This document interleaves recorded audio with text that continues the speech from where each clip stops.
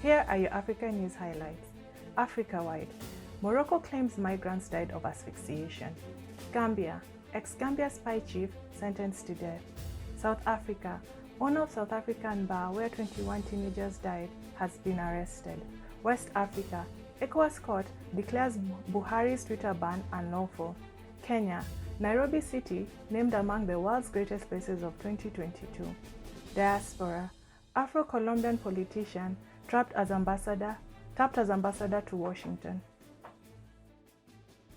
Morocco claims refugees died of asphyxiation.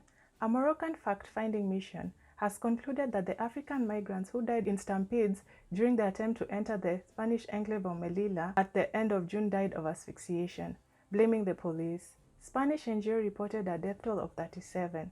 Confronted with videos that have gone viral on social networks showing the refugees being beaten to the ground by Moroccan police officers, local authorities told the CNDH that these were isolated cases, but the videos showed a different story. The June 24th tragedy was preceded by a series of violent clashes the previous week during sweeps by security forces targeting makeshift migrant settlements near Nador. This migrant incident is the deadliest ever in the numerous attempts by sub-Saharan migrants to enter Melilla and the neighboring Spanish colony of Ceuta, the EU's only land borders with the African continent. Ex-Gambia spy chief sentenced to death. A Gambian court on July 13th sentenced 5 former members of the intelligence service to death for the murder of a political activist during the rule of ex-President Yahya Jammeh. High Court Justice Kumbasila Kamara pronounced the sentence against the former head of National Intelligence Agency, Yanakuba Badije, after finding him guilty of murdering Ebrima Solo Sadeng, an important figure in the opposition United Democratic Party, in 2016. Badije also was convicted of bodily harm. The agency's former operation chief Sheikh Omar Jeng, as well as NIA officials Babakur Salah, Lamin Daboe, and Tamba Mansari were convicted on the same charges and sentenced to death by the Banjul court. Sadeng was arrested during an April 2016 demonstration against Jammeh. He died in custody 2 days later after having been beaten and tortured. His death galvanized a political movement that eventually ousted Jammeh, who had ruled the West African nation for 22 years. Owner of South African bar where 21 teens died arrested. The owner of the bar in South Africa's coastal town of East London, where 21 teenagers mysteriously died last month, has been arrested. Police in the East Cape province have said. Provincial police said in a statement that the owner, aged 51, had been placed into custody, while 2 employees at the tavern were subsequently arrested. Forensics team are yet to reveal their conclusion on how the teens died, with a source close to the investigation saying one theory was chemical or gastric, and authorities also investigating possible accidental poisoning. The owner is now expected to appear before the East London Magistrate Court on August 19th to face charges after an investigation that focused on the alleged supply of alcohol to minors. ECOWAS court declares Buhari Twitter ban unlawful. The ECOWAS court has declared unlawful the suspension of Twitter by the government of President Muhammad Buhari and ordered the administration not to repeat it again. This development is coming on the heels of a suit by Social Economic Rights and Accountability Project and 176 concerned Nigerians. Recall that following the deletion of President Muhammad Buhari's tweet, the Minister of Information and Culture, Lai Mohammed, announced the suspension of Twitter in Nigeria.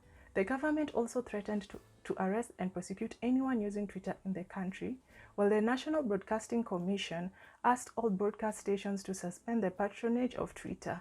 But in the judgment delivered on July 14th, the ECOWAS court declared that it had the jurisdiction to hear the case and that the case was therefore admissible. The court ruled that suspending the operations of Twitter is unlawful and inconsistent with the provisions of Article 9 of Africans' Charter of Human Rights and Article 19 of the International Covenant of Civil and Political Rights, both of which Nigeria is a state party. It also ordered the Buhari-led administration to take necessary steps to align its policies and other measures to give effect to the rights and freedoms and guarantee a non-repetition of the unlawful ban of Twitter. Nairobi City, named among the world's greatest places of 2022, a must visit. Time magazine just released its prestigious World Greatest Places of 2022 list, and Nairobi has made the cut. To compile the list of world's greatest places, Time solicited nominations of places from the international network of correspondence and contribution, with a special eye towards those places offering new and exciting experiences. Nairobi is one of 50 places on the list for its cultural metropolis, with Time calling it the safari capital of the world. Time notes Nairobi's many exciting experiences, such as the Nairobi Contemporary Art Institute, Eden Nairobi, and Kwetu Nairobi Curio Collection by Hilton as reasons for the pick. The magazine also highlighted the brand new Nairobi Expressway, the $650 million project that provides a long overdue reprieve from congestion in the center of the city, so residents and visitors can access it more easily and quickly than ever before. Afro-Colombian politician tapped as ambassador to Washington.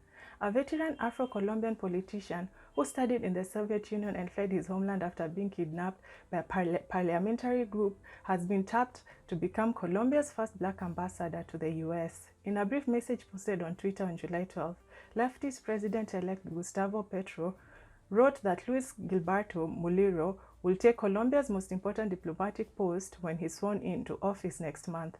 Muliro, 55, has a long record maneuvering in Washington power circles, having established himself there more than 2 decades ago when fleeing death threats from right-wing paramilitary groups. Thanks for watching. Please subscribe, follow, share, and like the video. It's the best way of supporting us. And remember, Africa is watching.